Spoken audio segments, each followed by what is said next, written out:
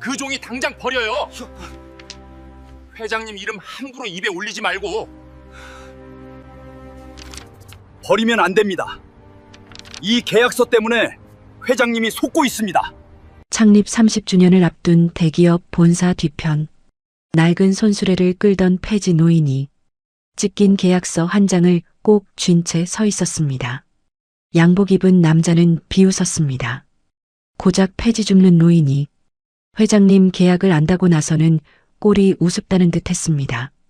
하지만 노인은 물러서지 않았습니다. 구겨진 종이를 펴보이며 도장 자리도 결제 순서도 이상하다고 말했습니다. 회장 곁에 있는 누군가가 지금 회장님을 속이고 있다고요. 돌아온 건 믿음이 아니었습니다. 경비를 부르라는 고함과 헛소리하는 노인이라는 차가운 눈빛뿐이었습니다. 그런데 모두가 쓰레기라던 그 종이 한 장을 왜 그 노인은 끝까지 놓지 않았을까요? 그리고 회장이 가장 믿던 사람은 대체 무슨 일을 숨기고 있었던 걸까요? 사연 시작 전 구독과 좋아요를 눌러 귀한 마음을 나눠주세요. 끝까지 시청하신 후 어디서 듣고 계신지 댓글로 남겨주신다면 그곳에 행복과 건강을 보내겠습니다. 자, 그럼 오늘 사연 시작합니다. 창립 30주년 기념식을 사흘 앞둔 월요일 아침이었습니다. 도심 한복판에 우뚝 선 태성그룹 본사는 이른 시간부터 부산했어요. 정문 앞에는 축하 화환이 하나둘 들어오기 시작했고 로비 안쪽에서는 직원들이 기념 배너 각도를 다시 맞추느라 분주하게 움직이고 있었죠. 유리벽을 타고 번지는 아침 햇살은 눈부셨고 바닥을 스치는 구두 소리에는 괜한 긴장감까지 묻어 있었습니다. 누가 봐도 큰 행사를 앞둔 회사 풍경이었어요. 직원들은 하나같이 걸음이 빨랐고 엘리베이터 앞에 선 사람들조차 평소보다 목소리를 낮추고 있었습니다. 사흘 뒤 열릴 창립 30주년 기념식에는 정계 인사와 금융권 관계자, 해외 협력사 대표들까지 참석한다는 말이 사내에 퍼져 있었죠. 겉으로는 축하 행사였지만 사람들 표정에는 축하보다 실수하면 안 된다는 압박이 더 짙게 깔려 있었습니다.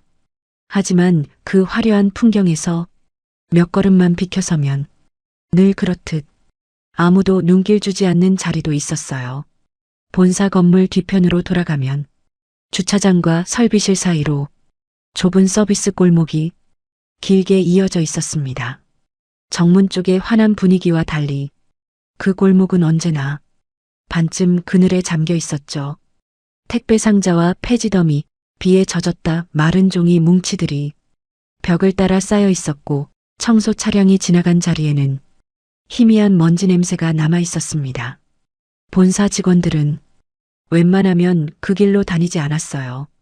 사진 찍힐 일도 없고 손님 눈에 띌 일도 없고 무엇보다 그곳은 회사가 자랑하고 싶은 풍경이 아니었으니까요. 바로 그 골목 입구에 낡은 손수레를 천천히 끄는 한 노인이 있었습니다. 이름은 한기석, 나이는 72였죠. 허리는 조금 굽었고 걸음도 빠르지 않았지만 이상할 만큼 손놀림만은 반듯한 사람이었습니다. 버려진 상자를 주울 때도 마구 구겨넣지 않았고 끈을 묶을 때도 꼭 내 귀퉁이를 맞춰 단단하게 정리한 뒤 손수레에 실었어요. 남들이 보기엔 그저 폐지를 줍는 노인이었습니다.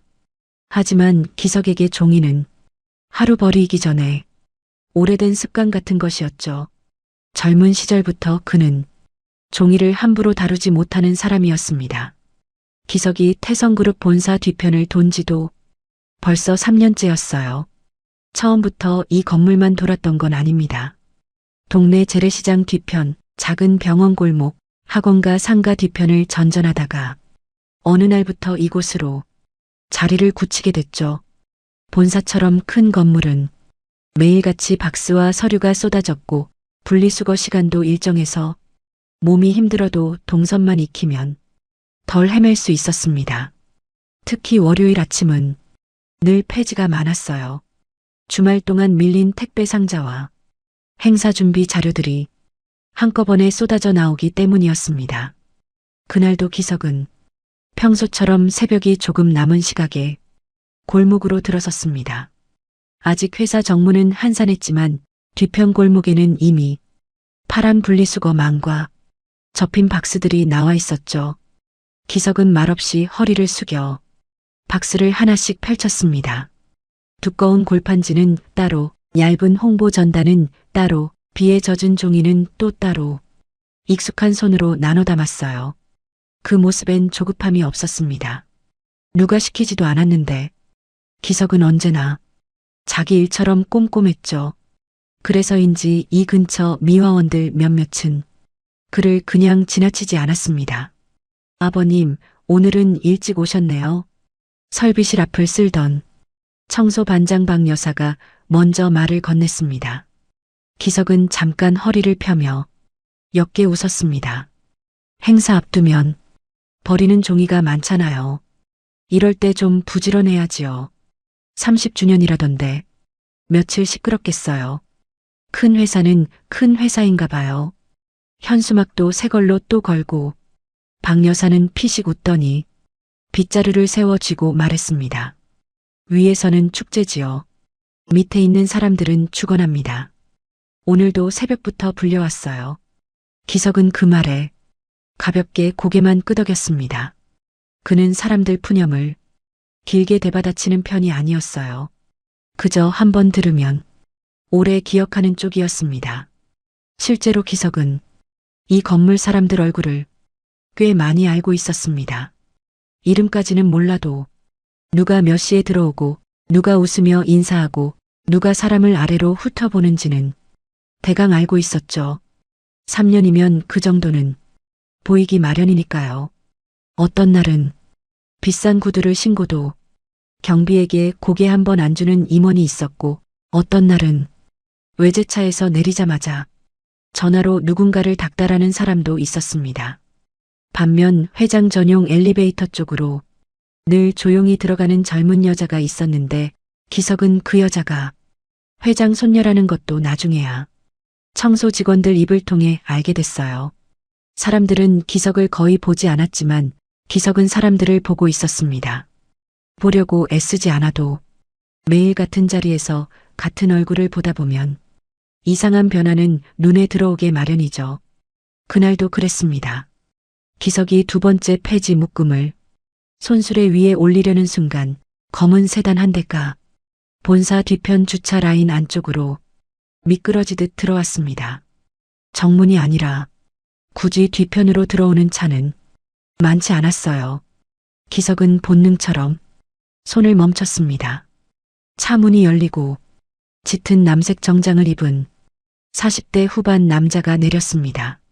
몸집이 크진 않았지만 주변 공기를 먼저 눌러버리는 묘한 기세가 있는 사람이었죠. 그는 차에서 내리자마자 주변을 한번 훑어봤습니다. 누가 보고 있는지 누가 없는지 확인하는 눈빛 같았어요. 잠시 뒤 젊은 남자 직원 하나가 봉투처럼 납작한 서류철을 안고 설비실 쪽 문으로 뛰어왔습니다. 전무님 말씀하신 자료입니다. 정장 차림의 남자는 서류철을 받자마자 표지를 열어 한 장을 훑었습니다. 그리곤 바로 얼굴을 굳혔죠. 이건 여기 두면 안 되잖아. 낮게 눌러 말했는데도 목소리에는 날이 서 있었습니다. 젊은 직원은 순간 어깨를 움츠렸습니다. 죄송합니다. 제가 바로 정리하겠습니다. 바로가 아니라 처음부터 실수하면 안 되는 날이야. 사흘 뒤가 무슨 날인지 알지? 예, 전무님. 기석은 박스를 접는 척하며 그쪽을 힐끗 바라봤습니다. 전무님, 청소 직원들이 종종 입에 올리던 비서실장 강민철이었습니다. 회장이 가장 믿는 사람, 창립 30주년 행사 실무를 사실상 전부 쥐고 있는 사람. 기석도 이름은 여러 번 들어본 적이 있었죠. 강민철은 서류를 다시 젊은 직원에게 내밀더니 짧게 쏘아붙였습니다.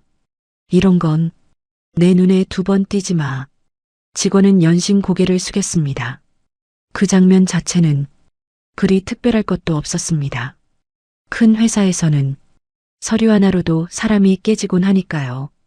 하지만 기석은 이상하게 시선이 떼어지지 않았어요. 강민철이 서류철을 건네는 순간 안쪽에 끼워져 있던 종이 한 장이 살짝 미끄러져 바닥에 떨어졌기 때문입니다. 아주 잠깐이었지만 흰 종이 위에 찍힌 붉은 도장 자국 하나가 햇빛에 번쩍 보였습니다. 젊은 직원이 얼른 주워 서류철 안에 밀어 넣었지만 그 몇 초 사이 강민철의 얼굴은 더 차가워졌습니다.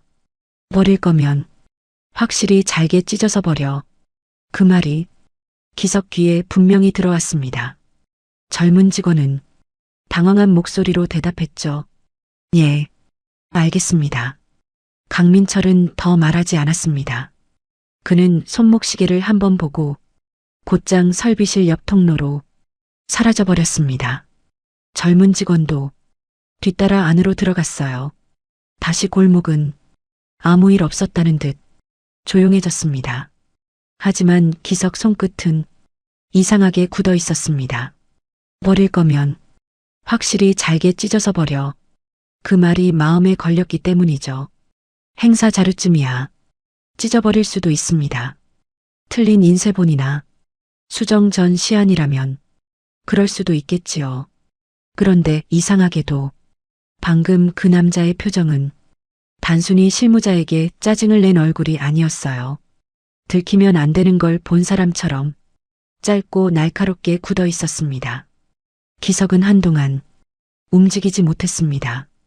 그러다 천천히 몸을 숙여 발치에 놓인 폐지 묶음을 다시 정리하기 시작했죠. 살다 보면 괜히 예감이 오는 순간이 있습니다. 큰일이 터지기 직전 사람 얼굴보다 버려진 물건이 먼저 말을 거는 때가 있지요. 기석은 그걸 젊은 시절에도 몇 번 겪은 적이 있었습니다. 그래서였습니다. 그가 그날 아침 남들이 다 지나치는 골목 바닥을 유난히 오래 살피기 시작한 건 아직 그는 몰랐습니다. 조금 뒤 쓰레기 더미 속에서 자신의 손을 멈추게 할 찢긴 계약서 한 장이 나오게 되리라는 걸요. 그리고 그 종이 한 장이 태성그룹 창립 30주년을 축하의 날이 아니라 폭로의 날로 바꿔놓게 되리라는 것도 그때의 기석은 아직 알지 못했습니다. 기석이 그 말을 귓속에 담은 채 움직인 건 그로부터 10여 분쯤 뒤였습니다. 골목 안쪽 분리수거장에는 직원들이 한 차례 지나간 뒤라 방금 나온 폐기물들이 아직 정리되지 않은 채 여기저기 널려 있었죠. 접힌 박스 사이에는 행사 안내문 시안 같은 종이들이 섞여 있었고 비닐봉투 안에는 찢긴 출력물 뭉치도 보였습니다. 평소 같으면 기석은 그런 종이들을 대충 분류만 하고 넘겼을 겁니다. 젖은 건 젖은 대로, 깨끗한 건 깨끗한 대로 나눠 담으면 그만이니까요. 그런데 그날만큼은 자꾸 아까 들은 말이 걸렸습니다. 버릴 거면 확실히 잘게 찢어서 버려. 그 말이 왜 그렇게 마음에 남았는지 기석도 정확히 설명할 수는 없었습니다. 다만 오래 산 사람은 압니다. 누군가 실수를 감추려 할 때의 목소리와 누군가 죄를 덮으려 할 때의 목소리는 결이 다르다는 걸요. 기석은 폐지 더미 한쪽을 천천히 뒤적이기 시작했습니다. 행사 포스터 뒷면, 회의 자료 초안, 사내 식당 발주표, 거래처 명함이 붙은 봉투, 그런 것들이 차례로 손에 잡혔습니다. 대개는 의미 없는 종이들이었어요. 하지만 손끝이 멈춘 건 검은 비닐봉투 밑에 눌려있던 두툼한 백상지 조각 하나 때문이었습니다. 보통 회사 출력물보다 종이 질이 훨씬 좋았습니다. 기석은 그 조각을 집어 먼지를 털어냈습니다. 가로로 찢긴 종이 한 장, 윗부분은 뜯겨나갔고 오른쪽 모서리도 반쯤 잘려 있었습니다. 그런데 남아있는 문장 몇 줄이 이상하게 눈에 걸렸죠. 해외 협력 추진안, 계약 금액, 선지급 비율, 그리고 붉은 결제 도장 일부.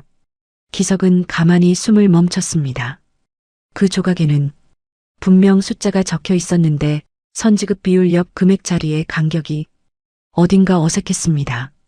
처음엔 단순히 찢겨서 그렇게 보이나 싶었죠. 하지만 아니었습니다. 숫자가 지워진 자리에 한 번 찍혔다가 다시 덧쳐진 흔적이 있었던 겁니다. 잉크가 한 겹이 아니었어요. 기석은 손가락으로 종이결을 아주 살짝 문질렀습니다. 그러자 눌린 자국이 희미하게 살아났죠. 그는 저도 모르게 낮게 중얼거렸습니다. 고친 거네. 그 말은 누구에게 들려주려는 말이 아니었습니다. 오래전 습관처럼 눈으로 확인한 걸 입으로 다시 한번 짚는 소리였어요. 기석은 주변을 살폈습니다. 아직 아무도 그를 보고 있지 않았습니다. 청소차가 멀리서 지나가는 소리만 짧게 들려왔고 골목 끝 환풍기에서는 무미건조한 기계음만 새어나왔죠. 그는 종이 조각을 빛이 드는 쪽으로 들어 올렸습니다. 햇빛을 비스듬히 통과시키자 더 분명해지는 게 있었습니다. 선지급 비율 아래쪽에 원래 인쇄된 줄과 나중에 덧씌운 줄의 높이가 미세하게 어긋나 있었던 겁니다. 보통 사람 눈에는 그냥 지나칠 만한 차이였어요. 하지만 기석은 그런 어긋남에 예민한 사람이었습니다. 젊은 시절 그는 인쇄소에서 10년 넘게 일했습니다. 대단한 기술자가 된 건 아니었지만 원고줄 맞추고 도장자리 빼고 결제선 인쇄 틀 잡는 일은 손에 익어 있었죠. 인쇄판이 조금만 어긋나도 줄이 떠 보인다는 것 같은 활자처럼 보여도 다른 기계로 다시 찍으면 먹색이 미세하게 달라진다는 것쯤은 눈으로 알아볼 수 있었습니다. 그 후 공장 섬으로 옮긴 뒤에도 문서 만지는 일은 계속됐습니다. 납품서, 입금표, 자재 발주서, 계약 부속 서류. 남들은 숫자만 봤지만 기석은 문서 모양도 같이 봤어요. 도장 눌린 깊이, 종이 섬유 뜯긴 방향, 수정액을 덮은 흔적까지 그에겐 하나하나 말이 되는 것들이었죠. 그러니 지금 손안의 조각이 평범한 종이가 아니라는 걸 모를 리 없었습니다. 더구나 아래쪽에 남은 회사명 일부가 더 수상했어요. 영문 철자 3글자만 남아 있었는데 태성그룹이 자주 거래한다는 대형 해외 업체 이름과는 결이 달랐습니다. 기석이 평소 본사 뒤편에서 주운 홍보 자료나 행사 책자에는 해외 협력사 로고가 종종 찍혀 있었습니다. 그래서 이름을 다 외우진 못해도 자주 보는 철자 느낌 정도는 기억에 남아 있었죠.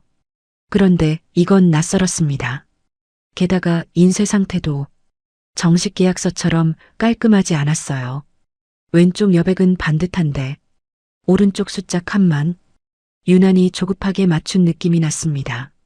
마치 원본 위에 중요한 부분만 급히 바꿔 넣은 것처럼요. 기석은 다시 바닥을 살폈습니다.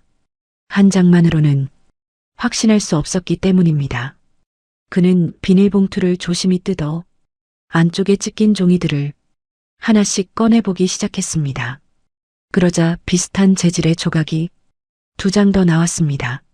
하나는 거의 반으로 접힌 채였고 다른 하나는 물에 젖어 글자가 절반쯤 번져 있었죠. 기석은 손수레 위 빈 상자를 펴 즉석에서 작은 받침처럼 만들었습니다. 바닥에 두면 젖고 더러워질 것 같았기 때문이죠. 그는 새 조각을 나란히 올려놓고 조금씩 방향을 맞춰봤습니다. 놀랍게도 찢긴 면이 맞아 들어가기 시작했어요. 윗줄 일부와 가운데 표칸이 이어졌고 붉은 결제 도장 반쪽도 대강 원형이 맞춰졌습니다. 그러자 더 분명한 문장이 눈에 들어왔습니다. 선지급금 30% 이행 확인 전 지급. 기석 눈썹이 천천히 굳었습니다. 보통 큰 계약에서는 검수도 없이 이렇게 먼저 많이 주는 경우가 흔치 않다는 걸 그도 어렴풋이 알고 있었습니다. 더구나 이행 확인 전 지급이라니 그 말은 물건이 오지도 않았는데 돈부터 나간다는 뜻이었죠. 그 순간 아까 강민철이 보였던 그 날카로운 얼굴이 다시 떠올랐습니다. 그는 서류를 본 순간 화가 난 게 아니었습니다. 들켜서는 안 될 게 바닥에 떨어졌다고 느낀 얼굴이었어요. 기석은 조각들을 한참 내려다봤습니다. 그리고 아주 오래전 기억 하나가 불쑥 떠올랐죠. 39이던 해였습니다. 그가 공장 섬으로 일하던 곳에서 한번 비슷한 일이 있었습니다. 납품 수량이 맞지 않는다는 걸 그가 먼저 알아봤지만 윗사람들은 조용히 넘기라고 했었죠. 괜히 나섰다가 라인 전체가 뒤집히면 손해가 더 크다는 이유였습니다. 결국 말 못하고 넘어갔고 몇 달 뒤 그 일은 크게 터졌습니다. 그때 억울하게 잘린 건 진짜 책임자가 아니라 현장 반장이었어요. 가정 형편이 어렵던 사람이었는데 끝내 누명 벗지 못한 채 공장을 떠났습니다. 그날 이후 기석은 오래 마음에 빚을 지고 살았습니다. 봐놓고도 말하지 못한 일, 알면서도 외면한 일, 그런 건 시간이 지나도 사라지지 않더군요. 그래서인지 지금 손안의 종이 조각이 남의 일처럼 느껴지지 않았습니다. 그는 주머니를 더듬어 낡은 돋보기를 꺼냈습니다. 오른쪽 안경다리가 테이프로 감겨있는 오래된 물건이었죠. 기석은 그걸 쓰고 조각을 다시 들여다봤습니다. 도장 아래 결제란에는 서명 비슷한 곡선 하나가 남아 있었고 그 바로 밑줄에 누군가 지워낸 흔적도 보였습니다. 긁어낸 자국이었어요. 프린트만 다시 한 게 아니라 중간에 이름이나 항목을 고친 흔적 같았습니다. 기석은 저도 모르게 숨을 길게 내쉬었습니다. 이건 너무 심한데 그는 한동안 손수레 옆에 쭈그려 앉은 채 움직이지 않았습니다. 주변에서 보면 그냥 폐지 분류하는 노인처럼 보였겠죠. 하지만 그의 머릿속은 점점 빠르게 돌아가고 있었습니다. 누가 이런 걸 버렸을까? 왜 하필 잘게 찢어서 뒤편 분리수거장에 넣었을까? 그리고 왜 창립 30주년 행사 직전에 이런 계약서 조각이 나왔을까? 답은 하나로 모였습니다. 회장도 모르게 누군가 돈을 빼돌리고 있다. 아직 금액 전체가 보이는 건 아니었지만 이 정도만으로도 수상하다는 데는 충분했어요. 기석은 조각 3장을 천천히 접어 안주머니에 넣었습니다. 그러다 손을 멈췄죠. 괜히 품고 있다가 문제가 생기면 어쩌나 싶었기 때문입니다. 하지만 곧 그는 다시 조각을 더 깊숙이 넣었습니다. 버려두면 누군가 다시 가져가거나 젖어서 못 쓰게 될 것 같았어요. 적어도 이게 뭔지는 알아봐야 했습니다. 바로 그때 뒤쪽 철문이 벌컥 열리며 누군가 급히 나왔습니다. 아까 강민철 옆에 있던 젊은 직원이었죠. 그는 주변을 두리번거리며 분리수거장 쪽으로 다가왔습니다. 기석은 본능처럼 몸을 돌려 박스를 정리하는 척했습니다.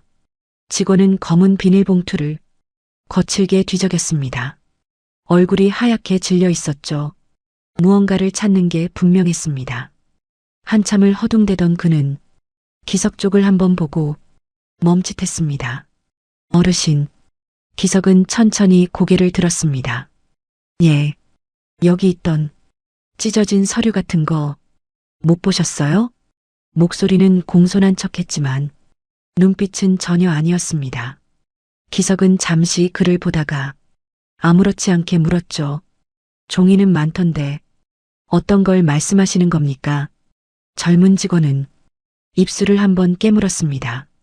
아니, 그냥 행사자료 잘못 버린 게 있어서요. 행사자료면 다시 뽑으면 되지 않습니까? 그 말에 직원 얼굴이 더 굳었습니다. 그는 억지로 웃듯 말했어요. 중요한 자료라서요. 기석은 짧게 고개만 끄덕였습니다. 전 못 봤습니다. 직원은 한동안 기석 얼굴을 살피더니 다시 비닐봉투를 뒤졌습니다. 하지만 이미 필요한 건 기석 안주머니 속에 있었죠. 잠시 뒤 그는 포기한 듯 서둘러 돌아섰습니다. 그러면서 휴대전화 화면을 켜 누군가에게 문자를 보내는 모습이 기석 눈에 들어왔습니다. 그 뒷모습을 보는 순간 기석 확신이 조금 더 짙어졌습니다. 정말 아무것도 아닌 서류였다면 저렇게 다급할 리 없으니까요. 골목에는 다시 기계음만 남았습니다. 기석은 손술의 손잡이를 꽉 쥐었습니다. 차가운 금속 감촉이 손바닥에 박혔죠. 그는 천천히 몸을 일으켰습니다. 이제 막 분명해진 사실이 하나 있었습니다. 자신이 주운 건 그저 버려진 종이 쪼가리가 아니었습니다. 누군가가 숨기려 한 증거였어요. 그리고 그걸 찾으러 다시 내려온 사람이 있다는 건 이 일의 크기가 생각보다 훨씬 크다는 뜻이기도 했습니다. 기석은 본사 건물 유리벽을 멀리 올려다봤습니다. 햇빛을 받은 건물은 아무 일도 없는 것처럼 번듯하고 고요했죠. 하지만 그 안 어딘가에서는 누군가 몹시 초조해하고 있을 겁니다. 창립 30주년을 앞둔 회사에서 가장 화려해야 할 순간을 가장 두려워하는 사람이 있다는 뜻이니까요. 그는 다시 손수레를 끌었습니다. 평소보다 발걸음은 더 느렸지만 마음만큼은 오히려 또렷해지고 있었습니다. 이 종이를 그냥 넘기면 안 된다. 이번에는 끝까지 봐야 한다. 그 결심이 기석 마음속에 조용히 자리 잡던 그때 정문 쪽에서 들려온 방송 소리가 아침 공기를 타고 희미하게 넘어왔습니다. 창립 30주년 기념 리허설 관련해 각 부서 책임자는 오전 10시까지 대회의실로 모여주시기 바랍니다. 그 소리를 들은 기석은 안주머니 위를 한번 눌렀습니다. 얇은 종이 3장이 분명히 손끝에 잡혔습니다. 아무도 주목하지 않는 폐지 노인의 품 안에 이제 태성그룹 누군가의 숨통을 조일 첫 조각이 들어있었죠. 그날 오전 내내 기석은 평소처럼 움직였지만 마음은 전혀 평소 같지 않았습니다. 손수레에는 이미 폐지 묶음이 제법 쌓였고 날이 올라오면서 골목 공기도 조금씩 풀리고 있었죠. 그런데도 기석 손은 자꾸 안주머니 쪽으로 갔습니다. 얇은 종이 3장. 남들이 보기엔 적고 찢긴 폐지에 불과하겠지만 기석에게는 그게 달랐어요. 문제가 있는 종이였습니다. 누군가 숨기려 했던 종이었고 방금 전까지도 누군가가 다시 찾으러 내려왔던 종이었죠. 그 정도면 그냥 넘길 일이 아니었습니다. 기석은 본사 뒤편을 한 바퀴 더 돈 뒤 설비실 옆 벤치에 잠시 앉았습니다. 벤치라고 해봐야 직원들 쉬라고 둔 게 아니라 흡연 구역 근처에 놓인 낡은 철제 의자였죠. 그는 주변에 사람이 없는 걸 확인한 뒤 안주머니에서 종이 조각을 꺼냈습니다. 다시 맞춰보니 아까보다 더 보이는 게 있었습니다. 윗부분 찢긴 면이 살짝 겹치는 부분에서 희미한 회사 직인이 이어졌고 표 아래쪽에는 계좌번호 같은 숫자 일부가 남아 있었죠. 앞자리는 지워졌지만 중간 자리 배열이 이상하게 낯설었습니다. 국내 거래처 계좌처럼 보이지 않았어요. 기석은 미간을 좁혔습니다. 그때 설비실 문이 열리며 청소 반장 박 여사가 나왔습니다.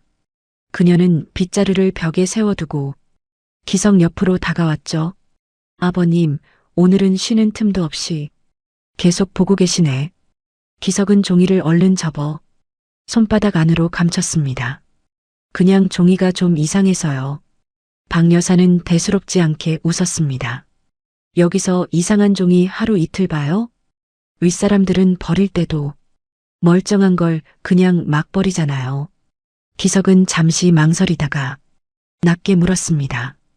박 여사님, 혹시 회장님 바로 밑에서 제일 힘센 사람이 비서실장 맞습니까? 그 말에 박 여사 표정이 살짝 굳었습니다. 왜요? 무슨 일 있으세요? 그냥 궁금해서요. 그냥 궁금해서 묻는 말은 아닌 것 같은데요. 기석은 대답하지 않았습니다. 박 여사는 주위를 한번 둘러보더니 목소리를 더 낮췄어요. 맞아요. 요즘은 회장님보다 강민철 전무 눈치 더 본다는 말도 있어요. 행사며 계약이며 다 그 사람 손거친데요. 회장님 자식들은요? 장남은 외국에 있고 둘째는 계열사 쪽에 빠져 있고 실제 본사 살림은 그 사람이 다 잡고 있죠. 왜 그런 걸 물으세요? 기석은 종이를 내려다보며 천천히 말했습니다. 혹시 회장님께 직접 말 올릴 길은 없습니까? 박 여사는 바로 손을 내저었습니다. 아버님, 그런 생각이면 접으세요. 여긴 정문에서 이름 적고 들어가도 회장님 얼굴 한번 보기 힘든 데예요. 급한 일이면요? 더더욱 안 되죠. 괜히 수상한 사람으로 찍혀요. 기석은 입을 다물었습니다. 박 여사는 그런 글을 보다가 한숨을 작게 내쉬었어요. 혹시 누가 괴롭혔어요? 아까 뒤편에서 전무님 차 들어오는 건 저도 봤거든요. 괴롭힌 건 아닙니다. 그럼요. 기석은 끝내 종이를 보여주진 않았습니다. 다만 아주 짧게 한마디만 했죠. 누가 회장님을 속이는 것 같아서요. 박 여사는 순간 웃지도 못하고 굳은 얼굴로 기석을 봤습니다. 아버님, 그런 말씀 아무 데서나 하면 안 돼요. 제가 헛소리하는 사람처럼 보입니까? 그게 아니라 이 회사는 그런 말이 밖으로 새는 걸 제일 싫어해요. 진짜든 아니든 먼저 입 막으려 들어요. 그 말은 조언이기도 하고 경고이기도 했습니다. 기석은 천천히 고개를 끄덕였습니다. 알겠습니다. 박 여사는 더 묻지 않았습니다. 그저 가기 전에 이상하리만큼 진지한 눈으로 한마디를 남겼죠. 정말 뭘 보신 거면 혼자 들고 계시지 말고 믿을 사람부터 찾으세요. 여긴 약한 사람이 먼저 다쳐요. 그 말을 남기고 박 여사는 다시 설비실 안으로 들어갔습니다. 기석은 한참 동안 벤치에 그대로 앉아 있었습니다. 믿을 사람, 그 말이 가슴에 걸렸습니다. 하지만 기석에게 이 건물 안에 믿을 사람이 누가 있겠습니까? 직원들은 그를 그냥 폐지 줍는 노인으로 볼 뿐이었고 경비들은 오래 서 있기만 해도 눈치를 줬죠. 그래도 그대로 있을 수는 없었습니다. 결국 기석은 정문 안내 데스크 쪽으로 가보기로 했습니다. 회장에게 바로 닿지 못하더라도 적어도 비서실 말고 다른 창구 하나쯤은 있을 거라 생각했기 때문이죠. 점심시간이 가까워질 무렵 기석은 손수레를 본사 뒤 담장 옆에 세워두고 천천히 정문 쪽으로 걸어갔습니다. 유리문 안쪽은 뒤편 골목과는 전혀 다른 세상이었습니다. 대리석 바닥은 얼굴이 비칠 만큼 반짝였고 로비 중앙에는 창립 30주년 기념 조형물이 정갈하게 세워져 있었죠. 정장을 차려입은 직원들과 외부 손님들 사이에서 기석의 낡은 점퍼와 운동화는 너무 눈에 띄었습니다. 안내 데스크에 서 있던 젊은 직원이 기석이 다가오자마자 표정을 정리했습니다.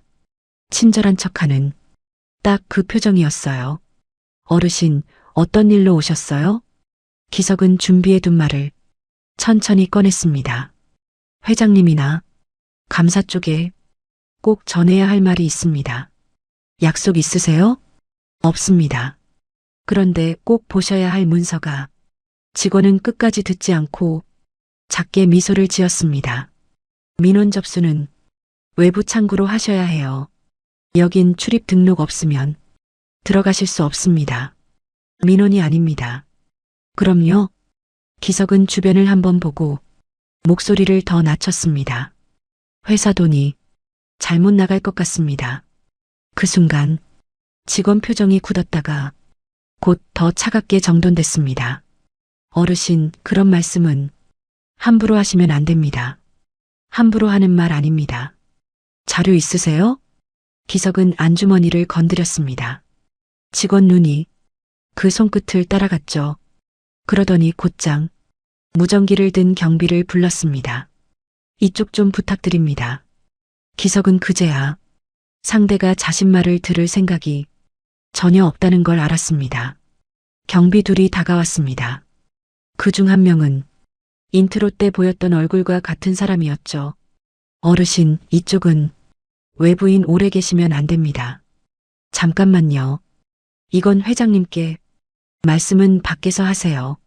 밖에서 해선 안 될 일입니다. 기석 목소리가 조금 단단해졌습니다. 그 말에 주변 직원 둘이 힐끗 이쪽을 받고 안내 데스크 직원은 더 조용한 목소리로 말했습니다. 소란 일으키시면 퇴거 조치합니다.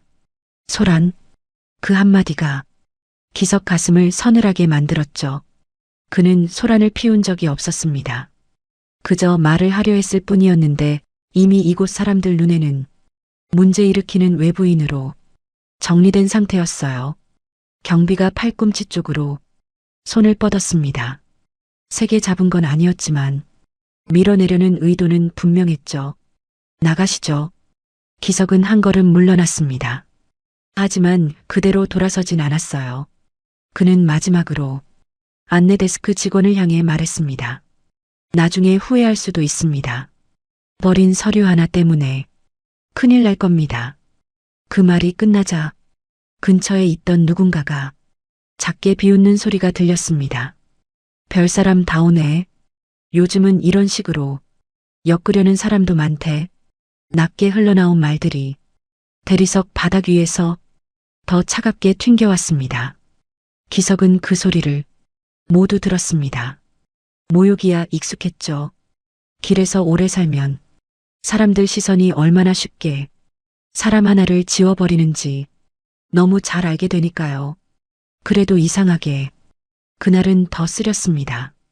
자기가 초라해서가 아니라 진실이 말해보기도 전에 쓰레기 취급당했다는 사실 때문이었어요. 결국 기석은 경비 손에 떠밀리듯 정문 밖으로 나왔습니다. 유리문이 닫히자 로비의 환한 공기가 다른 세상처럼 멀어졌죠. 그는 잠시 그 자리에 서서 숨을 골랐습니다. 그리고 문득 오른쪽 유리벽 쪽에 비친 자기 모습을 봤어요. 구겨진 점퍼, 해진 바지, 종이 먼지가 묻은 손등. 저 안 사람들 눈에는 딱 저 모습만 보였겠지요. 저 사람이 무슨 계약서를 알고 무슨 횡령을 알겠느냐고 처음부터 정해놓고 본 겁니다. 기석은 이를 가만히 악물었습니다. 그러다 뒤쪽 회전문에서 누군가 빠르게 나오는 게 보였죠. 젊은 여자였습니다. 짙은 회색 정장 차림, 긴 머리를 단정히 묶은 얼굴. 아침마다 회장 전용 엘리베이터 쪽으로 조용히 들어가던 바로 그 여자였어요. 그녀는 경비에게 무언가를 묻는 듯 하다가 정문 밖에 서 있는 기석 쪽을 잠깐 바라봤습니다. 아주 짧은 시선이었지만 그 눈빛에는 비웃음이 없었습니다. 오히려 무슨 일이지 싶은 낯선 궁금증이 스쳐갔죠. 하지만 그녀는 곧 옆 사람 호출에 응답하며 급히 차 쪽으로 향했습니다. 기석은 그 뒷모습을 잠시 지켜봤습니다. 그리고 다시 안주머니 위를 눌렀습니다.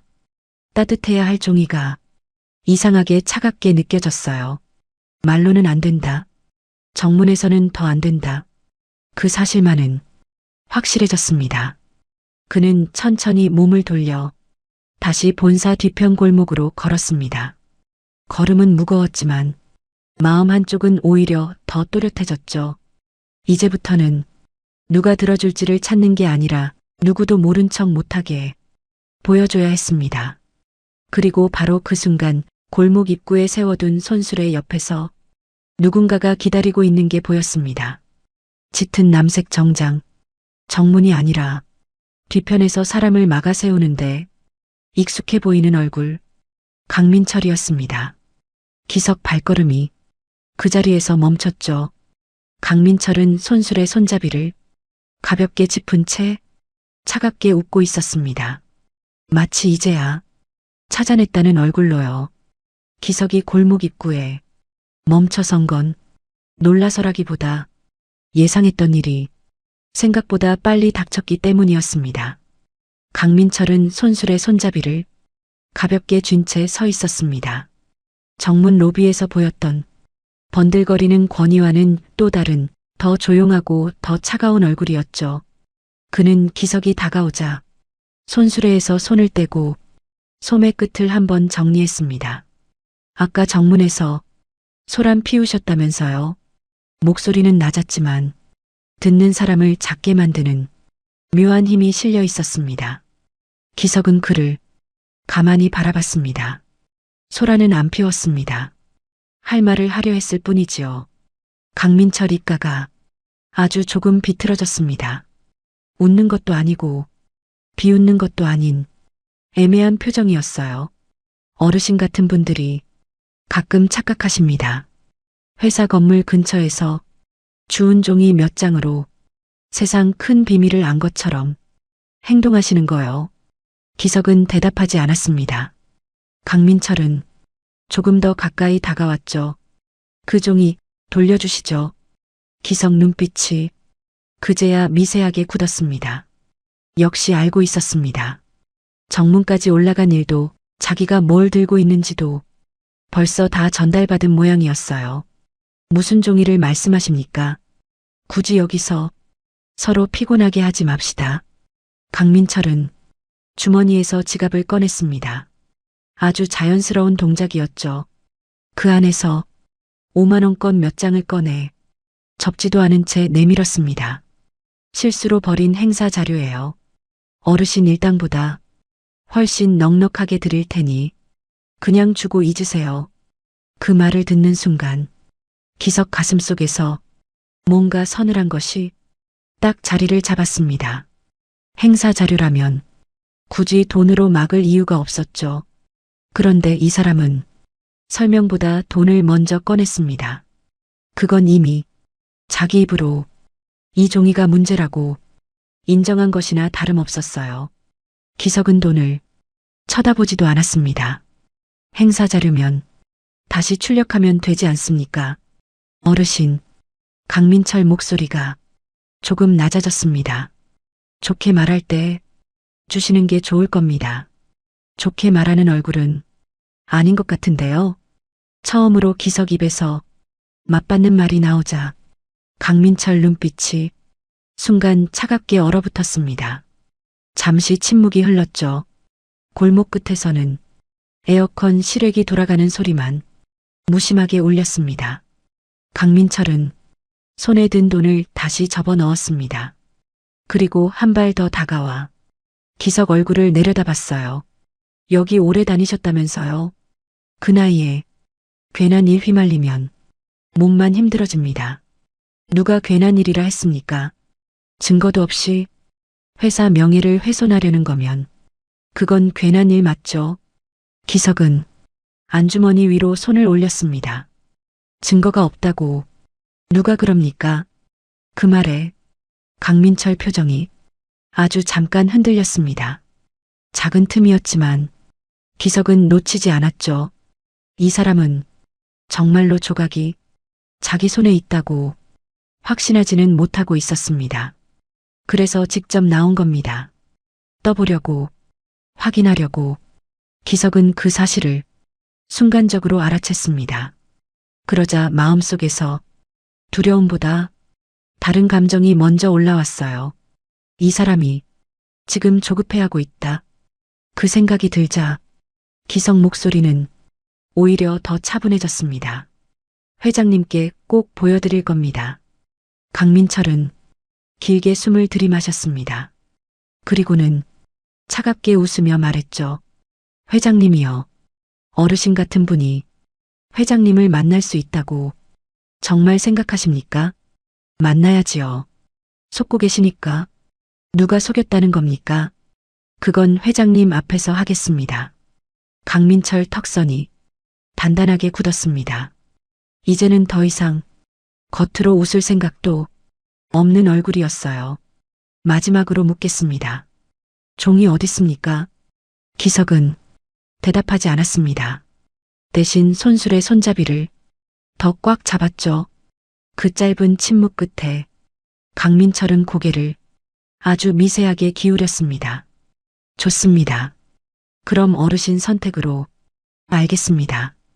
그는 그렇게 말하고 돌아섰습니다. 하지만 두 걸음쯤 가다가 다시 멈춰 옆 얼굴만 남긴 채 말했죠. 정문에서 한번 막혔다고 다음도 될 거라 생각하시면 곤란합니다. 여긴 어르신 생각보다 훨씬 조용히 사람을 지울 수 있는 곳이에요. 그 말은 협박이었습니다. 크게 소리치지 않았지만 오히려 그래서 더 선명했죠. 기석은 그 뒷모습을 보며 아주 천천히 입을 열었습니다. 그래서 더 회장님이 알아야 합니다. 강민철은 대꾸하지 않았습니다. 그는 곧장 본사 안으로 사라졌고 골목에는 다시 정막이 내려앉았습니다. 기석은 한참 동안 그 자리에 서 있었습니다. 손끝이 조금 떨렸습니다. 화가 나서인지 겁이 나서인지 본인도 구분이 안 갔죠. 하지만 하나는 분명했습니다. 이제 물러서면 끝이라는 것. 강민철은 조용히 사람을 지울 수 있다고 했습니다. 그 말이 허풍이 아니라는 것도 기석은 알 것 같았어요. 폐지 줍는 노인이 며칠 안 보인다고 해서 궁금해할 사람은 많지 않을 테니까요. 바로 그때 골목 안쪽에서 낯선 발걸음 소리가 들렸습니다. 정장 구두 소리였지만 강민철 쪽 사람들처럼 거칠고 급한 리듬은 아니었어요. 기석이 고개를 돌리자 정문에서 잠깐 마주쳤던 그 젊은 여자가 이쪽으로 걸어오고 있었습니다. 짙은 회색 정장, 단정히 묶은 머리, 빠르지만 흔들리지 않는 걸음. 그녀는 기석 앞에서 두세 걸음 떨어진 자리에 멈췄습니다. 가까이서 보니 30 안팎쯤 되어 보였고 눈매는 부드럽지만 시선은 생각보다 고든 사람이었죠. 아까 정문에서 말씀하시던 분 맞으시죠? 기석은 바로 대답하지 않았습니다. 그녀가 누구인지 확신할 수 없었기 때문이죠. 혹시 강민철이 보낸 사람일 수도 있으니까요. 여자는 그 눈빛을 읽은 듯 먼저 말을 이었습니다. 저는 윤설인입니다. 회장님 일정 보좌 쪽 일을 하고 있어요. 기석은 그 이름을 입안에서 조용히 굴려보았습니다. 회장 일정 보좌, 비서실과 완전히 무관하진 않지만 적어도 강민철과 같은 선은 아닌 것 같았죠. 무슨 일로 오셨습니까? 정문에서 하신 말씀 때문에요. 다 들으셨습니까? 전부는 아니에요. 다만 경비가 회사 돈이 잘못 나갈 거라고 어르신이 말하셨다고 하더군요. 기석은 여전히 경계한 채 짧게 물었습니다. 그래서요. 윤설이는 주변을 한번 살폈습니다. 멀리 미화 직원 하나가 카트를 밀고 지나갔고 그 외에는 듣는 사람이 없었죠. 그녀는 목소리를 낮췄습니다. 지금 말씀하신 걸 아무한테나 꺼내면 어르신만 다칠 것 같아서요. 하지만 그냥 넘길 수도 없겠다는 생각이 들었습니다. 왜 그렇게 생각하셨습니까? 윤설이는 잠깐 망설이다 말을 이었습니다.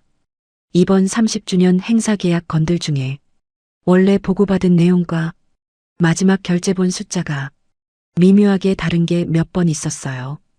기석 눈빛이 순간 달라졌습니다. 그걸 말씀 안 하셨습니까? 했죠. 그때마다 정산 방식 차이라고 넘어왔습니다. 확인하려면 자료가 더 필요했는데 제가 직접 볼 수 있는 선엔 한계가 있었고요. 그 한마디만으로도 기석은 알 수 있었습니다. 이 여자는 적어도 아무것도 모르는 사람은 아니었어요.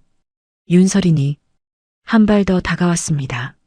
어르신이 가진 게 뭔지 보여주실 수 있나요? 기석은 바로 꺼내지 않았습니다. 윤설이는 억지로 재촉하지 않았죠. 대신 아주 담담하게 말했습니다. 강민철 전무가 직접 여기까지 내려왔다면 그건 그냥 버린 종이가 아닐 겁니다. 저도 그 정도는 알아요. 그 말은 기석 마음을 조금 움직였습니다. 관찰하고 있었고 추측이 아니라 정황을 읽고 있었습니다. 무엇보다 그녀 눈에는 비웃음이 없었죠. 기석은 천천히 안주머니에서 종이 조각 3장을 꺼냈습니다.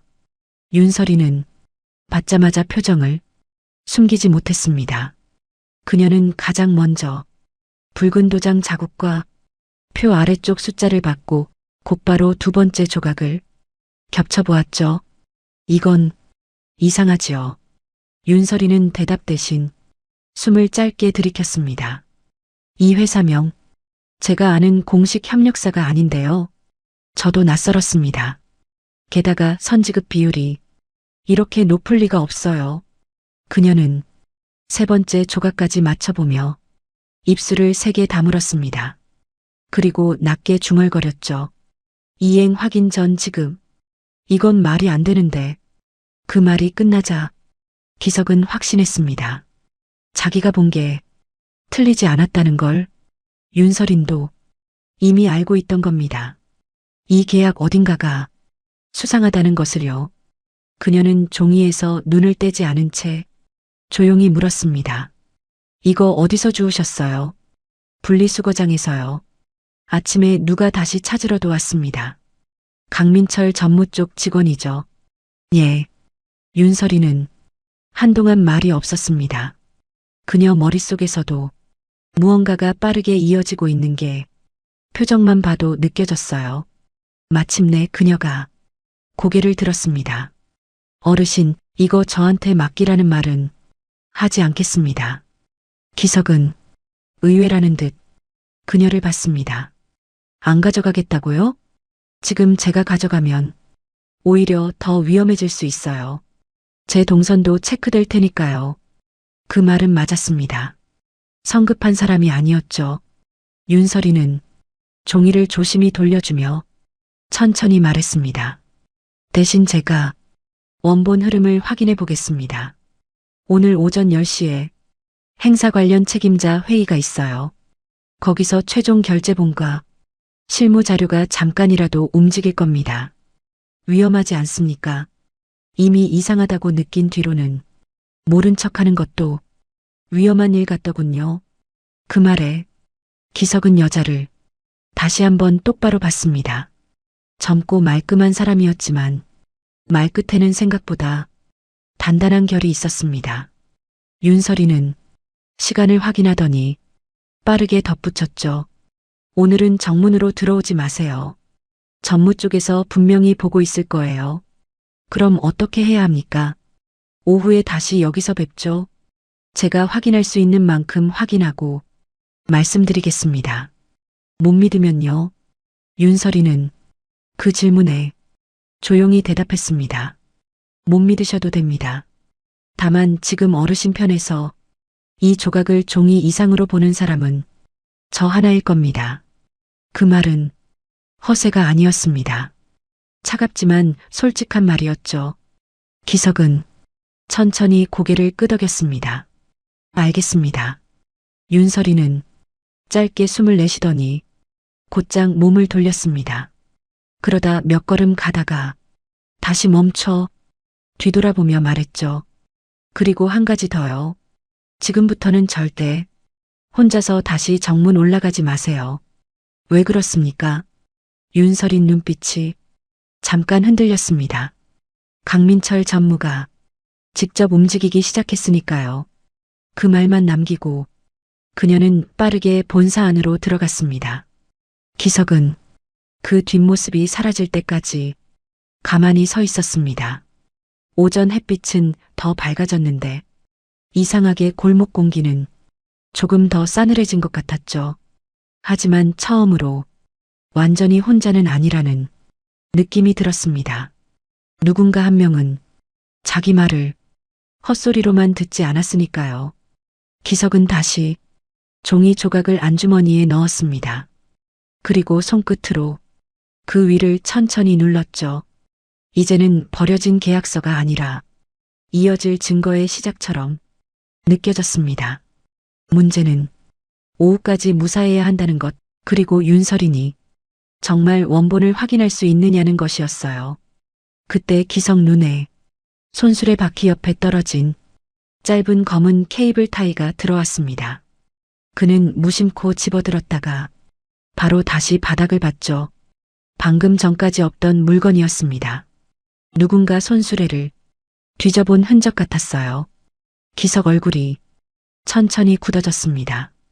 강민철은 이미 물러난 게 아니었습니다. 보이지 않는 데서 먼저 움직이고 있었던 거죠. 오후가 되자 본사 뒤편 골목 공기는 아침과 또 달라져 있었습니다. 햇빛은 더 강해졌는데 이상하게도 기석 어깨는 오히려 더 무거워졌죠. 사람 한 명이 자기 손수레를 뒤졌다는 사실은 생각보다 선명한 위협이었습니다. 그건 단순히 종이를 찾고 있다는 뜻이 아니었어요. 이제는 기석이 무엇을 들고 있는지, 어디에 숨겼는지, 누구를 만나려 하는지까지 지켜보고 있다는 뜻이었죠. 기석은 손수레를 골목 안쪽 벽에 바짝 붙여 세웠습니다. 그리고 폐지 묶음 사이를 한 번 더 정리하는 척하며 주변을 살폈어요. 분리수거장 쪽엔 오전보다 사람이 적었지만 오히려 그래서 더 수상한 게 눈에 띄었습니다. 같은 검은 승합차가 골목 바깥 도로에 한참째 서 있었던 겁니다. 회사 차량은 아니었고 택배차도 아니었죠. 엔진은 꺼져 있었는데 운전석에 앉은 사람 그림자는 움직이지 않았습니다. 기석은 그쪽을 오래 보지 않았습니다. 이럴 땐 모른 척하는 게 낫다는 걸 오래전에 배웠으니까요. 대신 그는 안주머니 속 종이를 꺼내 다시 확인하지도 않았습니다. 이제 중요한 건 종이를 들여다보는 게 아니라 안전하게 넘기는 일이었어요. 그렇다고 윤설인을 무조건 믿을 수만도 없었습니다. 젊은 여자 눈빛이 거짓말 같지는 않았지만 상대는 결국 회사 안 사람이지요. 안에서는 어떤 바람이 불고 있는지 기석은 알 수 없었습니다. 그는 한참을 서 있다가 조용히 손수레를 끌고 골목 끝 공용 화장실 쪽으로 향했습니다. 그곳은 청소 직원들과 시설 기사들이 가끔 드나드는 곳이라 잠깐 몸을 숨기기 좋았죠. 기석은 안으로 들어가 가장 안쪽 한 문을 닫았습니다. 그리고 점퍼 안쪽 안감을 손끝으로 더듬었습니다. 몇 해 전 겨울 지갑을 2번 잃어버린 뒤 직접 바느질해 만든 얇은 속주머니가 거기 붙어 있었어요. 기석은 안주머니에 있던 종이 조각 3장을 꺼내 그 속주머니 안으로 옮겨 넣었습니다. 밖에서 겉옷만 뒤져서는 절대 찾기 힘든 자리였죠. 옮겨놓고 나서야 그는 조금 숨을 돌렸습니다. 그때였습니다. 화장실 문 바깥으로 구두 소리 둘이 지나갔어요. 아직 못 찾았답니까? 낮고 짧은 남자 목소리였습니다. 기석은 본능처럼 숨을 죽였습니다. 다른 목소리가 곧 이어졌죠. 손수레는 뒤졌는데 없었습니다. 그 노인 손에 있으면 오늘 안으로 끝내세요. 내일 행사 리허설 들어가면 더 번거로워져. 기석 등줄기로 식은 것이 흘렀습니다. 강민철 본인 목소리는 아니었지만 그쪽 사람들인 건 분명했어요. 문 바깥 2사람은 잠시 더 서 있더니 이내 멀어졌습니다. 기석은 한동안 칸문을 열지 못했습니다. 귀에 박힌 건 딱 한 문장이었죠. 오늘 안으로 끝내세요. 그 말은 사람을 사라지게 하겠다는 뜻은 아닐지라도 최소한 입을 틀어막겠다는 뜻이었습니다. 기석은 늙은 손으로 세면대 물을 받아 얼굴을 한번 쓸었습니다. 차가운 물이 닿자 머리가 조금 맑아졌어요. 무서웠습니다. 안 무서울 리가 없죠. 하지만 더 선명해진 것도 있었습니다. 이제 이건 회사 돈이 잘못 나가는 문제만이 아니었습니다. 누군가가 자기 죄를 숨기기 위해 폐지 줍는 노인 하나쯤은 쉽게 짓눌러도 된다고 생각하고 있다는 뜻이었으니까요. 그 순간 기석 마음속에서 오래 눌려있던 기억 하나가 다시 떠올랐습니다.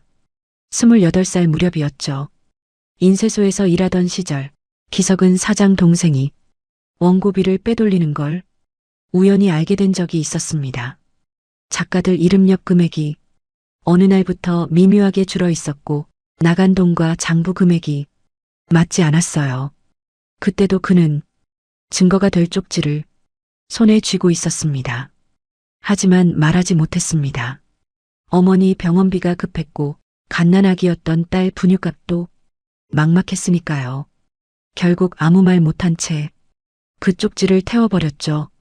그리고 몇 달 뒤 원고비 못 받은 작가 하나가 인쇄소 앞에서 소리치던 날 기석은 끝내 그 사람 눈을 못 마주쳤습니다. 그 뒤로 오래 살면서 가난보다 더 오래 남는 건 비겁했던 기억이라는 걸 기석은 알게 됐어요. 그래서였습니다. 이번엔 태워버릴 수 없었습니다. 밖으로 나온 기석은 다시 골목 끝으로 향했습니다. 오후 햇빛이 벽면에 길게 번지고 있었고 멀리 본사 창문들은 아무 일도 없다는 듯 반짝였죠. 그는 약속한 자리를 조용히 지켰습니다. 시간은 천천히 흘렀고 한 번, 두 번 주변을 스치는 시선이 느껴졌어요. 청소 반장 박 여사가 멀리서 기석을 보더니 무언가 말하려다가 그냥 지나쳤습니다. 괜히 얽히지 않으려는 얼굴이었죠. 그것도 이해는 됐습니다. 여긴 약한 사람이 먼저 다친다. 오전에 들은 그 말이 자꾸 떠올랐어요. 오후 4시를 조금 넘겼을 때 윤설인이 골목 안쪽으로 빠르게 걸어 들어왔습니다. 아침보다 표정이 훨씬 굳어 있었죠. 그녀는 기석 앞에 서자마자 주변부터 확인했습니다. 여기서 오래 계셨어요? 예. 누가 따라붙진 않았고요. 기석은 검은 승합차 쪽을 눈짓으로 가리켰습니다. 저 차는 한참 있었습니다. 윤설인 얼굴이 더 딱딱해졌습니다. 예상보다 빨라졌네요. 확인하셨습니까? 윤설이는 대답 대신 얇은 메모지 한 장을 꺼냈습니다. 거기엔 숫자 몇 줄과 회사명 일부가 적혀 있었죠. 그녀 목소리는 거의 숨소리만큼 낮았습니다. 원본 전체는 못 봤어요. 하지만 결제 회람 들어오기 전에 실무 담당 파일을 잠깐 확인했습니다. 맞습니까? 어르신이 주운 조각이 가짜는 아니에요. 정확히는 원본을 고친 최종본 일부예요. 기석 눈빛이 가늘게 떨렸습니다. 윤설이는 빠르게 설명을 이었습니다. 해외 장비 협력 계약으로 올린 건인데 중간 지급처가 정식 협력사가 아니라 페이퍼 컴퍼니 쪽으로 한 번 더 꺾이게 되어 있어요. 겉으로 보면 컨설팅 수수료처럼 보이게 해놨고요. 돈이 빠져나가는 겁니까? 네. 그것도 한 번이 아니에요. 첫 지급이 나가면 뒤에 따라붙는 정상까지 전부 문제될 수 있어요. 기석은 잠깐 말을 잃었습니다. 생각보다 더 컸어요. 단순히 누군가 몇 푼 챙기는 정도가 아니었습니다. 회사 창립 30주년 발표와 함께 대외 신뢰를 세우려는 계약 자체가 통째로 돈 빼돌리는 통로였던 거죠. 윤설이는 입술을 굳게 다문 채 덧붙였습니다. 문제는 시간이 없다는 거예요. 내일 오전 리허설 끝나면 회장님께 최종 보고가 들어갑니다. 그때 도장 찍히면 되돌리기 훨씬 어려워져요. 회장님께 바로 갈 수는 없습니까? 정식으로는 불가능해요. 강민철 전무가 일정 동선을 다 잡고 있어요. 그럼 비정식으로라도 윤설인이 그 말을 끊듯 말했습니다. 한 가지 방법은 있어요. 기석은 조용히 그녀를 봤습니다. 윤설이는 숨을 한번 정리하고 말을 이었습니다. 내일 리허설 시작 직전 회장님이 본사 후면 통로로 잠깐 이동하십니다. 기념 영상 점검 때문에 메인 동선 대신 뒤쪽 연결 통로를 쓰는 일정이 있어요. 거기서 만나라는 겁니까? 직접 만나게 해드릴 수는 없어요. 하지만 눈앞에 증거가 들어가면 적어도 강민철 전무가 없는 자리에서 회장님 눈에 먼저 띄게는 할 수 있어요. 기석은 잠시 생각에 잠겼습니다. 그건 마지막 기회처럼 들렸죠. 하지만 동시에 가장 위험한 방법이기도 했습니다. 윤설인도 그걸 알았습니다. 솔직히 말씀드릴게요. 저도 무섭습니다. 오늘 제가 파일 확인한 것까지 들키면 저도 끝이에요. 그래도 지금 안 막으면 나중엔 더 큰일이 될 거예요. 그 말은 오히려 믿음이 갔습니다.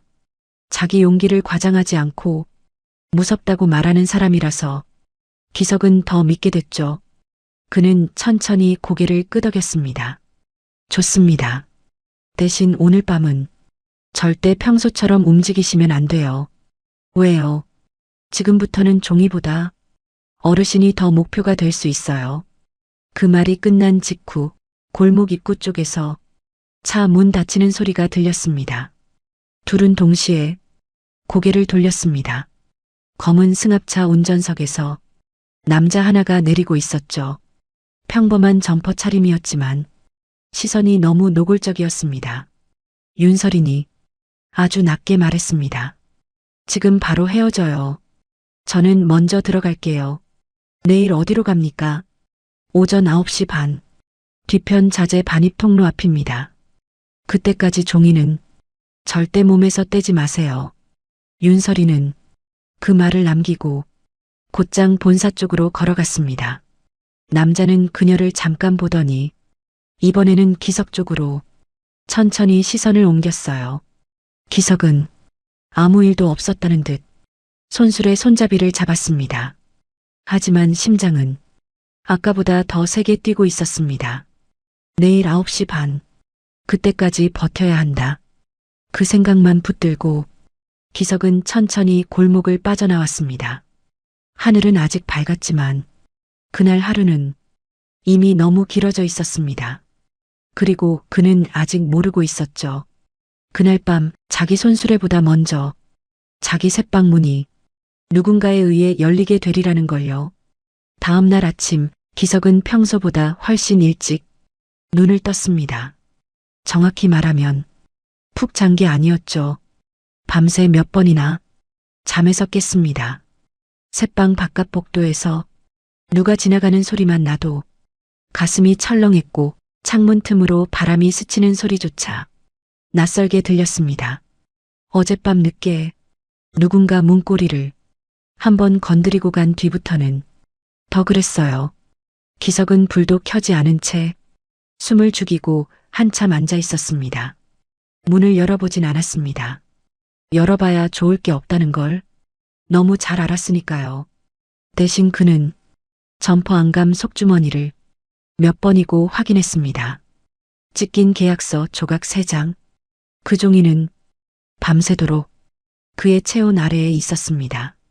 새벽이 밝아올 무렵 기석은 세수를 하고 가장 멀쩡한 셔츠를 꺼내 입었습니다. 하얀색이었다가 오래 입어 아이보리 빛으로 바랜 셔츠였죠. 점퍼도 평소 것보다 덜해진 걸 골랐습니다.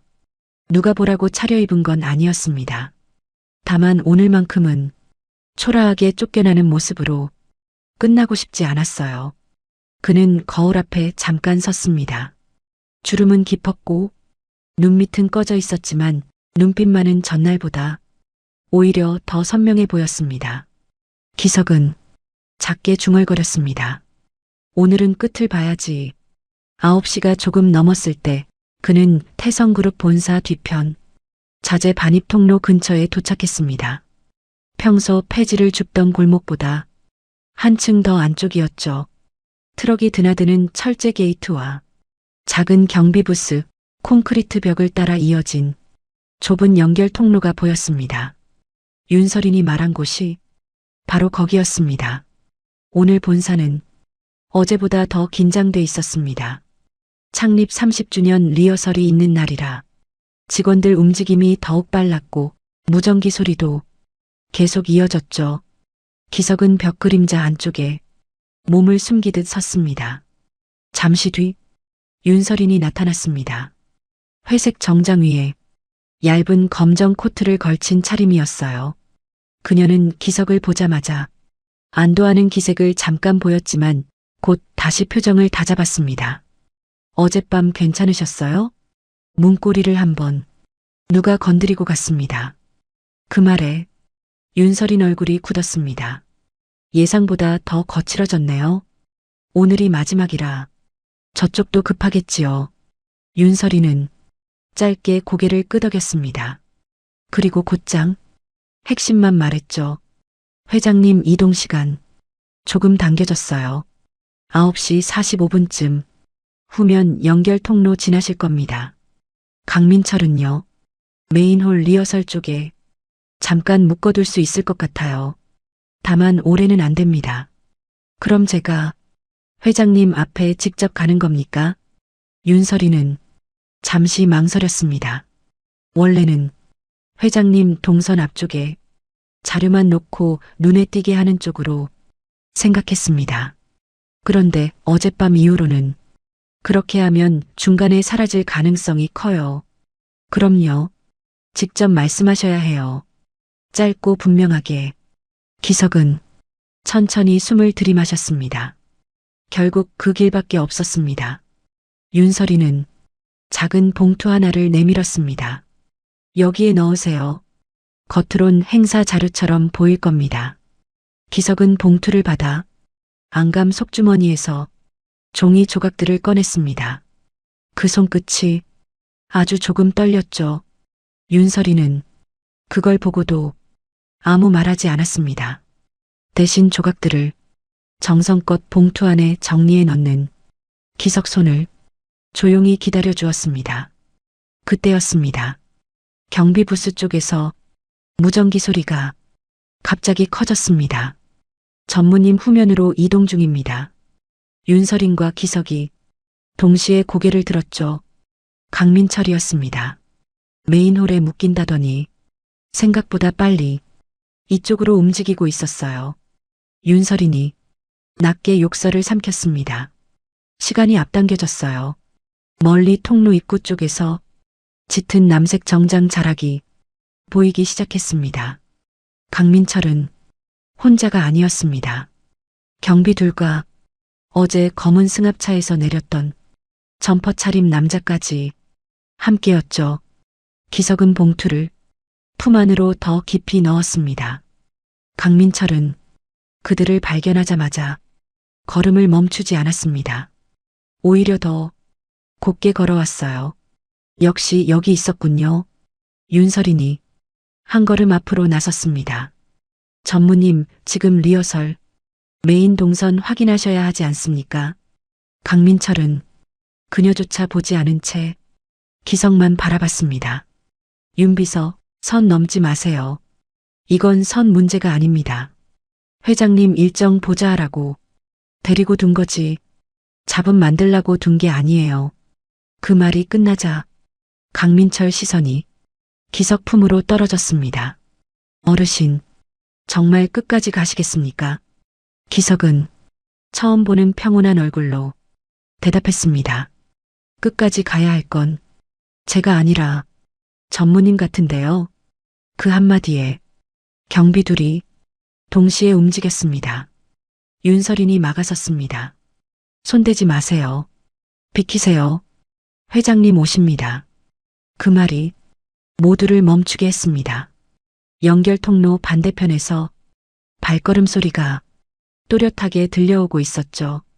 검은 정장 차림 수행원 둘, 흰 머리가 성성한 노회장, 그리고 뒤따르는 실무진 둘, 태성그룹 회장, 장태성 본인이었습니다. 사진으로만 멀리 보던 사람을 기석은 처음 눈앞에서 봤습니다. 나이가 있었지만 걸음에는 아직 힘이 남아 있었고 표정은 굳어 있었죠. 강민철은 순간 얼굴을 바꾸듯 공손한 표정을 입었습니다. 그리고 곧장 회장 쪽으로 몸을 틀었습니다. 회장님, 후면 통로 쪽에 외부인이 들어와 있어 제가 정리하겠습니다. 하지만 그보다 먼저 기석이 움직였습니다. 그는 봉투를 꺼내 두 손으로 들고 한 걸음 앞으로 나섰어요. 경비가 막으려 했지만 회장이 손으로 가볍게 제지했습니다. 가만둬봐. 그 한마디에 통로 공기가 순간 얼어붙었습니다. 회장은 기석을 똑바로 보며 물었습니다. 당신 어제 정문에서도 왔던 사람이요? 기석은 허리를 조금 숙였습니다. 예, 꼭 보여드릴 게 있어 왔습니다. 강민철이 바로 끼어들었습니다. 회장님 잘못 버려진 행사 자료를 주었다고 착각하신 분입니다. 제가 처리하겠습니다. 회장은 그 말을 듣고도 시선을 거두지 않았습니다. 당신이 직접 내게 보여주려는 이유가 뭡니까? 기석은 그 질문을 기다렸다는 듯 차분하게 대답했습니다. 버려진 종이가 아니라 숨기려던 종이 같았기 때문입니다. 그리고 그 종이 때문에 회장님 돈이 잘못 나갈 것 같아서입니다. 수행원들 표정이 일제히 굳었습니다. 강민철이 한 발 더 나섰습니다. 회장님, 확인되지 않은 말을 그때 윤설인이 또렷하게 말했습니다. 회장님, 제가 아침 회람 직전 자료 흐름을 직접 확인했습니다. 이분이 주운 조각과 실무 문서 일부가 맞아떨어집니다. 강민철이 그녀를 돌아봤습니다. 그 눈빛은 거의 살기를 띠고 있었죠. 하지만 이미 늦었습니다. 회장은 봉투를 직접 받았습니다. 그 손이 천천히 조각들을 꺼내 펼쳤어요. 찢긴 면을 맞춰보던 회장 눈빛이 점점 변했습니다. 처음엔 의아함, 그 다음엔 집중, 마지막엔 차갑고 오래된 분노로요. 이 도장, 회장은 조각 위 붉은 도장 자국을 손가락으로 짚었습니다. 내 결제선이 아니군. 윤설인이 곧장 답했습니다. 예. 최종본에 들어가며 결제 라인이 수정된 흔적이 있습니다. 기석도 조용히 덧붙였습니다. 숫자줄도 더 씌운 흔적이 있습니다. 선지급 비율이 원래와 다른 것 같습니다. 회장은 조각을 다시 보았습니다. 그리고 아주 낮은 목소리로 물었죠. 강민철, 이게 뭔지 설명해봐. 강민철은 마침내 침착함을 잃기 시작했습니다. 회장님, 저건 정리 과정에서 나온 폐기본 일부일 뿐입니다. 최종 계약과는 최종 계약 원본, 지금 가져오게. 회장 목소리는 높지 않았지만 누구도 거스를 수 없는 힘이 있었습니다. 수행원 하나가 곧장 뛰어갔죠. 그 짧은 사이에도 강민철은 말을 이어갔습니다. 회장님, 리허설 직전입니다. 외부인 말에 이렇게. 회장이 그를 똑바로 바라봤습니다. 외부인 말에 흔들리는 게 아니야. 내가 직접 본 흔적이 내 눈을 거슬리게 하는 거다. 강민철 입이 순간 다물어졌습니다. 잠시 뒤 실무진이 원본 계약 파일을 들고 돌아왔습니다. 회장은 그 자리에서 바로 펼쳤습니다. 찢긴 조각과 원본 하단 일부를 나란히 맞춰보는 순간 통로 안에 있던 모두가 숨을 멈췄죠. 찢긴 조각의 표칸과 원본의 줄 간격이 정확히 어긋나 있었습니다. 거기에 더해 중간 지급처 회사명이 윤설인이 적어온 메모와 똑같이 이어졌어요. 회장은 서류를 넘겨보더니 이번엔 수행원에게 말했습니다. 감사팀장 불러. 그 짧은 한마디가 사실상 끝이었습니다. 강민철은 그제야 다급하게 한 걸음 앞으로 나섰죠. 회장님, 제가 설명드릴 수 있습니다. 이건 실무착오가 겹친 실무착오로 유령회사가 중간 지급처에 들어가나. 회장 목소리가 처음으로 날카롭게 올라갔습니다. 강민철 얼굴에서 핏기가 빠졌습니다. 그는 입을 열었지만 더는 말이 이어지지 않았죠. 윤설인이 아주 낮게 말했습니다. 페이퍼 컴퍼니 법인 주소도 확인 가능할 겁니다. 등록지가 전무님 천암회사와 같은 층입니다. 그 말은 마지막 못질이었습니다. 경비둘이 무심코 서로를 받고 수행원 하나는 고개를 숙였습니다. 회장은 한동안 아무 말이 없었습니다. 그 침묵이 오히려 더 무서웠죠. 마침내 회장이 천천히 입을 열었습니다. 내가 30년 동안 회사를 키우면서 사람 하나는 잘 봤다고 생각했다. 그는 강민철을 보았습니다. 그런데 가장 가까이에 둔 내가 내 눈을 가렸구나. 강민철 무릎이 미세하게 흔들렸습니다. 그는 어떻게든 변명하려 했습니다. 회장님, 한 번만. 닥쳐. 짧고 무거운 그 한마디에 강민철 어깨가 완전히 무너졌습니다. 그리고 정말로 그는 그 자리에서 천천히 무릎을 꿇었습니다.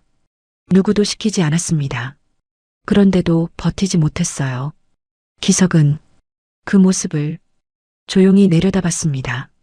어제까지 돈으로 막으려 했던 사람, 조용히 사람을 지울 수 있다고 협박하던 사람이 이제는 고개를 들지 못한 채 바닥만 보고 있었습니다. 하지만 기석 마음은 이상하게도 통쾌하기만 하진 않았습니다. 사이다는 있었지만 그보다 먼저 든 건 쓸쓸함이었죠. 이 큰 회사에서 이 정도로 믿었던 사람 하나가 이렇게 무너질 때까지 아무도 못 봤다는 사실이 어쩐지 허전했습니다. 회장은 강민철에게서 시선을 떼고 기석을 바라봤습니다. 그 눈빛에는 아까와 다른 감정이 담겨 있었죠. 경계도 의심도 아닌 미안함이었습니다. 회장이 천천히 고개를 숙였습니다. 내가 당신 말을 더 일찍 들었어야 했소. 그 말에 주변 공기가 다시 한번 조용해졌습니다. 재벌 회장이 폐지 줍는 노인에게 사과를 한 것이니까요. 기석은 잠시 말을 고르다가 작게 대답했습니다. 버려진 종이도 자세히 보면 사람 살리는 증거가 됩니다. 그리고 한 박자 뒤 조용히 덧붙였죠. 사람도 그렇습니다. 회장은 그 말을 가만히 들었습니다. 한참 뒤 아주 작게 고개를 끄덕였어요. 멀리 메인홀 쪽에서는 창립 30주년 리허설 음악이 희미하게 흘러나오고 있었습니다. 원래라면 축하의 날이 되어야 했을 그 아침. 하지만 태성그룹 후면 통로에서는 화려한 축하보다 먼저 숨겨진 진실이 세상 밖으로 걸어나오고 있었습니다. 그리고 그 시작은 누구도 눈여겨보지 않던 폐지 줍는 노인이 버려진 계약서 한 장을 끝까지 놓지 않았기 때문이었죠. 누군가는 버려진 종이 한 장쯤 아무 의미 없다고 지나칩니다. 하지만 오늘 이야기처럼 진실은 늘 가장 초라한 자리에서 먼저 모습을 드러낼 때가 있지요. 끝까지 포기하지 않았던 한 사람의 눈이 결국 거대한 거짓을 멈춰 세웠습니다. 사연이 마음에 닿으셨다면 무료인 구독과 좋아요를 꼭 눌러 마음을 전해주세요. 어디서 듣고 계신지 댓글로 남겨주시면 찾아뵙고 인사드리겠습니다. 오늘도 영상 시청해주셔서 감사합니다.